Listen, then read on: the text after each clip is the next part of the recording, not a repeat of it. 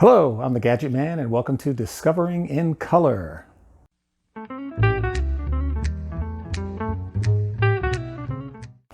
Okay, today we're going to talk about sleeping pads, and specifically we're going to talk about the ones that I use, as well as give you a little bit of background information as to why a sleeping pad is so important in the outdoors.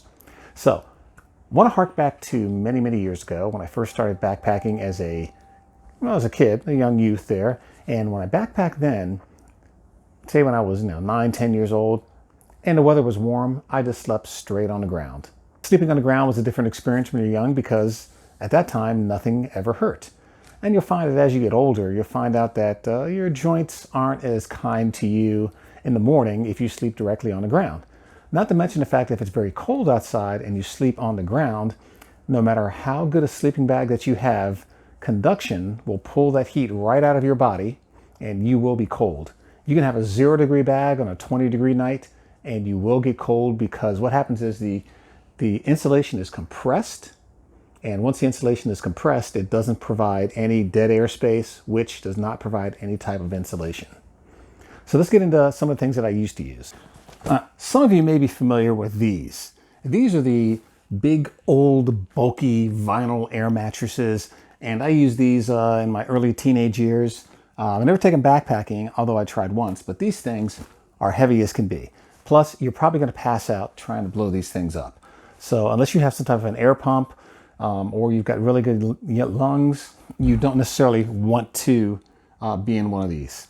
Also, in the wintertime, these don't do any good as far as insulation goes because, they're a couple of inches thick and it's just dead air space, and that will, through conduction, pull a lot of heat out of your body. Now let's go over a couple of the different types of air mattresses you can use. The first one was, like I said, that old vinyl air mattress, which just provides a layer of dead air space. They're pretty comfortable, especially in the summertime, but when you move into the wintertime, it's not the thing that you want to be using. Then we have what we call either a closed cell foam pad, which I don't have one here, but I do have one of these I'm not sure they call these little accordion pads, which do work pretty much the same. This is an Exped FlexMat Plus. It's nice because as it opens up, you've got these little eggshell looking, egg holder looking indentations in here. And this will keep you off the ground. It will keep you somewhat insulated. It's very lightweight. And unlike a mattress that you blow up, there's no fear of puncturing this or anything like that. Plus, if it gets wet, you can just shake it off. So this one here is an all-around, not a bad choice to use. The only thing is that I found out as I get older, these just aren't that comfortable. So this is a good backup pad to keep, to probably bring along with you, maybe leave it in a car, especially if you decide to base camp the first night and you have an issue with your sleeping pad, you can always pull this out as a backup, which really would have helped a lot on this last trip I did in the Appalachian Trail when after the first mile, we spent the night and one of our pads deflated. Having one of these would have been a quick trip back to the car, pick this up, replace it with the one that was broken, and everything would be okay. The next bag I'm going to demonstrate for you here is the Nemo Tensor. This bag here I use for backpacking, pretty much backpacking only because it comes in at 15 ounces, and this is the NeoAir regular, and it's insulated. It has an R value of 3.5. Let me show you what's inside the package here. When you open it up, it comes with a nice little yellow stuff sack, so it's easy to find later on. It has a inflation sack here, which I'll demonstrate, and then it has the actual pad itself. So when you open it up, opens up to a good size. It has this nice yellow on the inside so you can see it.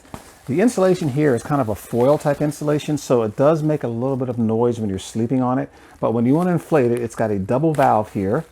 You have one side for a inflation and one side for a deflation. So what I normally do is I put the deflation valve portion in and then just pull out the first valve here. This is the inflate, and it has a little push button here so that if you do inflate it too much, you can push on this a little bit and it will let the air escape to make it a little bit softer. I usually never take these and put them up as hard as they can be because I find that that's sometimes can be almost as hard as sleeping directly on the ground. It also has one of these inflation bladders here. These make it very simple to blow these up. One, you're not getting your a lot of your breath in there that has a lot of moisture in it, that's not going in. And all you do is got a valve here, and you attach it. And then when you're ready to blow it up, you merely open it up, blow air into it. You're not getting all of your humid air in. You're getting a little bit in, but you're mainly getting a lot of the outside air in it, because what I do is I sit back about this far and do it. I don't put it all the way up to my face there, because if you do, then you're pretty much getting all your air and moisture in. So this far back, just kind of blow into it, and it will inflate. And then you just kind of bring it down like this. And then you just squeeze the air in. You can hear the air going in, and you can see it start to inflate.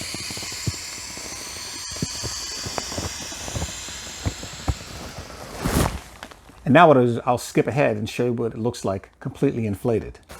Okay, it took about a little over 3 of these bags right here to fully inflate this mattress. And if you ever get confused about how to do it, on the back of the bag it tells you exactly how to fill this up. It's got the valve. You attach it to the valve on the Nemo Tensor, and you just begin to pump it up.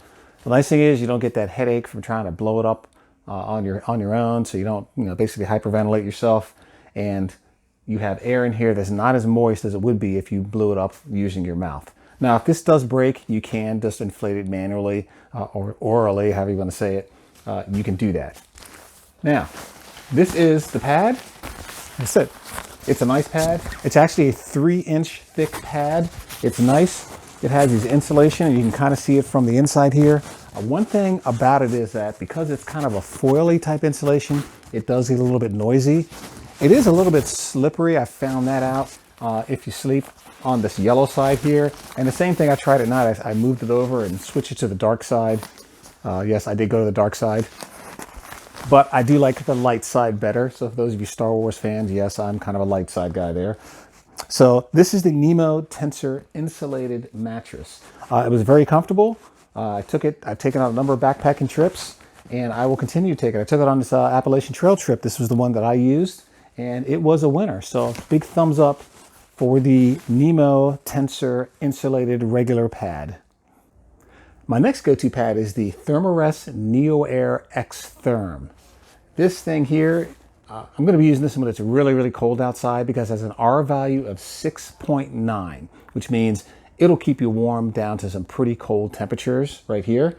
It weighs a little bit more than the previous one there, the Nemo. And let me open up here and kind of show you what it is. Now, a note. When you order it, the NeoTherm came already packaged like this. The Therm-a-rest did not come packaged like this. It came packaged when I took it out of the box. It wasn't covered in the sack. And what it did was it came just like this. So I thought it was missing some pieces until I unrolled it. Well, when I unrolled it, inside of here they had the inflation sack, which works just like the NeoAir pack. And they had a little patch kit. That was very nice of them to have. And it also had, there's one more thing in here. Nope, that was it. And the stuff sack was also rolled up inside of here. So when you get it and you open up the box and you're saying to yourself, where's the stuff sack and the inflation pouch? They're rolled up inside of here. Now, I'm going to inflate this through the magic of YouTube and just show you what it looks like fully inflated. So this is the mattress fully inflated here. It's roughly 2.5 inches thick, and this is the long version of it. So it comes in at about 1 pound, 4 ounces. It has it's got a different design here as far as inflation goes. It has this wing lock valve right here. So the way it works is that you twist it to close it, and when you're ready to inflate it, you twist it to open it, but no air comes out until you adjust these little wing valves right here. And as you turn them, if you turn it, it slowly opens up and you can let air out. Or if you want to, you can reconnect your pump sack here and you can put more air in. But this is a pretty ingenious little device here. When you do twist it and close it, the wing lock valve is locked. So even if you try to turn it, or if it gets turned, it still will not let air out. The only way to let the air out or in is to twist this valve off. And when you open it, it doesn't let air out, but it will let air in. And you have to turn the wing lock valves. And if you turn the wing lock valves, it will let air out. So we'll keep it closed there. It's a mummy style bag, so as you can see, it's wider at the top than the bottom. So far, it seems pretty comfortable. I haven't used it yet. I did just come in there, so I can't give it a full review. It doesn't sound might be as noisy as the other one is, although you can feel the insulation on the inside. It's got two different sides. This is the top. Doesn't quite feel as slippery as the Nemo did. And it comes with the stuff sack. The pump sack right here. It does have directions on the back, and it tells you the pump sack. And it actually has I'm not quite sure why, but it does have a closure thing right here that you can close it up, but this is where the air goes out. And it works the same way. You just open it up, blow air inside of it, it inflates. Now this one took about 6 or 7 of these bags here to fully inflate this mattress right here. So the capacity of this is not quite as big as the capacity of the Nemo, but it worked pretty good. When you put this onto the wing lock valve here, when you attach it, it doesn't quite attach as tightly as the Nemo did. I mean, it works, but as you're moving this around, it does tend to pop off very easily. So when you're inflating it with this one here, you need to just take a little care with it, because as you start grabbing the bag and blowing air into it, it does pop off very easily. Because it has such a high R value, I will not take it out in the summertime, because if the nights are getting down to the upper 70s or the 80s, or from a Celsius standpoint, 20 degrees Celsius or so, this will be too hot at night to sleep in, especially if you have a quilt or something, because it will reflect your heat back up. And if you have some type of a quilt or a blanket on top of you, I'm pretty sure this thing will make you hot.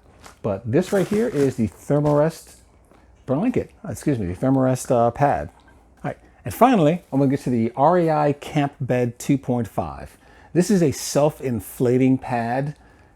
The great thing about this is self-inflating, so if it did have a puncture or something like that in it, because it's self-inflating, it will still maintain a little bit if it's aloft. Not a lot, but it will maintain some.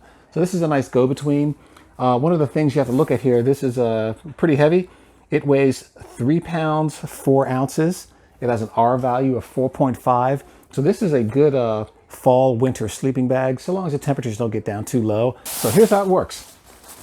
It's up in this little container bag here. And to inflate it, all you have to do is roll it out. It's got its valve right here. You just twist the valve open. You can probably hear the air is whooshing into it. So what you want to do with this is that while you're setting your tent up, or after you get your set tent up, you just put this inside. You roll it out. You don't have to blow any air into it. It will slowly self-inflate itself. So normally I'll do that a couple hours before I'm ready to go to bed. That way it'll inflate itself. It'll build some lofts. And this is 2.5 inches thick. And I've slept very well on this. I've had it for a number of years, and I'm gonna knock on wood. Hopefully it gives me a couple of more years to go. But this right here is a good car camping / base camping pad. I would not recommend you taking this 3.5 pound monster with you backpacking, because if you're going more than a mile or two into the brush, you will feel this at the end of the day. So the REI Camp Bed 2.5. Okay, everybody, so that's the demonstration of all the different pads that I have. I gotta say, this is actually pretty comfortable here. But the gadget man here, these are the 4 gadget pads that I have here that I take with me. This is actually a pretty good setup. Who knows, maybe one day I'll just take all these and sleep pretty comfortable, or I might fall off of them or something like that. But thank you very much for watching. This is Discovering in Color. And if you like it, please subscribe. I'm going to leave a description of all of these pads. They're going to be down there in the comments right there below this video. So if you like it, please subscribe, and catch you guys in the next video. Thank you very much.